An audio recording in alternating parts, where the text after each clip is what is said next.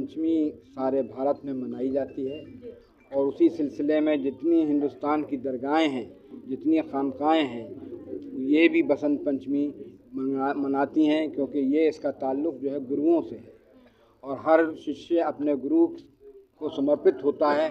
वो चाहता है कि मैं गुरु की श्रद्धा में रहूं, तो ये उस गुरु चेले की परंपरा का एक हिस्सा है बसंत, जो हज़रत अमीर खुसरो रहमतुल्लाह अलैह ने अपने पीर निज़ामुद्दीन औलिया के ज़रिए शुरू किया था। हालांकि भारत में बसंत पंचमी बहुत पुरानी चीज़ है, लेकिन उसको जो है दरगाहों में जो वो आई, वो निज़ामुद्दीन औलिया की तरफ से आई।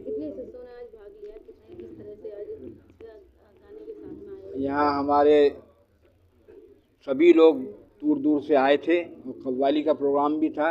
इसके अलावा जो है एक किताब थी, उस किताब का भी यहाँ पे इजरा किया गया, उसका जो है जवाहर नसवी उसका भी हुआ और तमाम लोग, शहर के लोग यहाँ हिंदू मुस्लिम सिख ईसाई सब आए थे और सब ने इसमें हिस्सा लिया। और मेरी यही दुआ है कि परवरदिगार आलम हमारे मुल्क में इसी तरह से भाईचारा जारी रहे और जो भी घटना इस वक्त कुंभ में हुई है, हम उसके दिल से उसके गम में शरीक हैं। उन परिवारों के साथ हमारा गम है और हम चाहते हैं कि हम आगे ऐसी घटनाएं नहीं हों। इंसान की जान बहुत बड़ी चीज़ होती है, इसकी हिफाजत करनी चाहिए। सूफ़ी बसंत कार्यक्रम का आयोजन किया गया। सूफ़ी बसंत जो है, बसंत के मुख्तलिफ़ रंग हैं।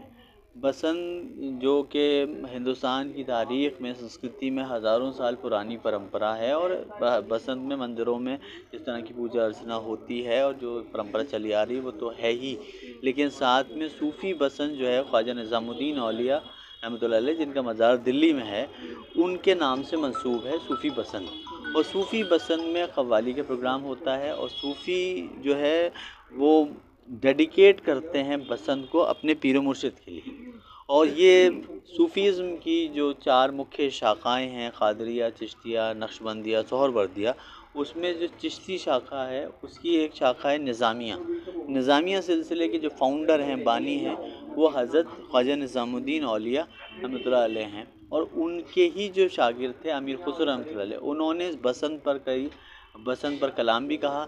जब आप देखेंगे तो दिल्ली में सूफ़ी बसंत बड़े पैमाने पर मनाया जाता है और दरगाह में तमाम संप्रदाय के लोग आते हैं और पीले फूल दरगाह निज़ामुद्दीन औलिया में पेश करते हैं और वहीं से फिर ये सूफ़ी बसंत पूरे हिंदुस्तान में फैला। अजमेर शरीफ में भी होता है और तमाम चिश्तिया सिलसिले की दरगाहों में सूफ़ी बसंत मनाया जाता है। तो ये आगरा में वाहिद दरगाह है और खानका है जहाँ पर ये सूफ़ी बसंत का प्रोग्राम किया जाता है। घराने से वाबस्ता हूँ। ये अजमल अली शाह साहब मेरे मामू हैं और ये आस्ताना मैकश अकबराबादी साहब का आस्ताना है। ये एक बहुत ही मातबर आस्ताना है जिसकी पूरे आगरा में बसंत का प्रोग्राम मनाया जाता है। बसंत जो है ये एक हिंदू मुस्लिम तहज़ीब का प्रतीक है।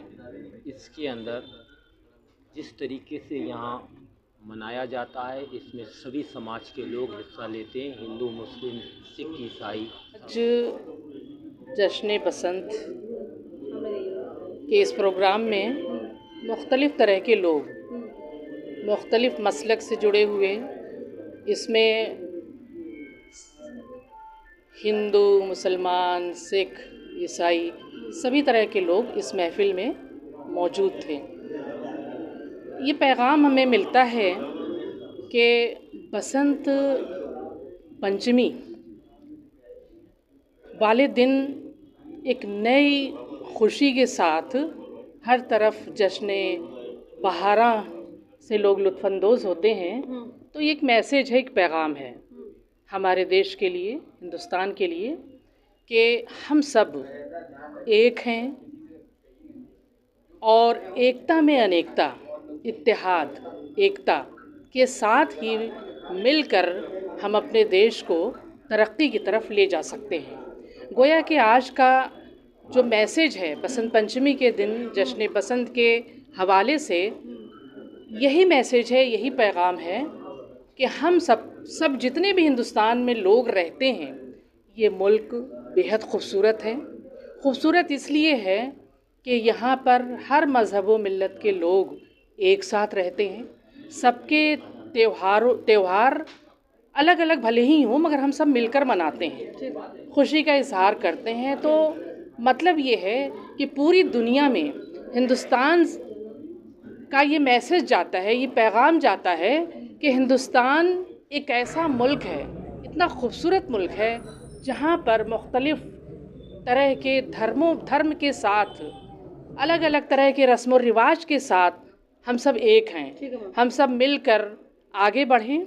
और आज के दिन ये आस्ताना अल्लामा महकश अकबराबादी का है और अपने आप में ये एक तारीख़ी मुकाम रखता है ये आस्ताना, ये जगह।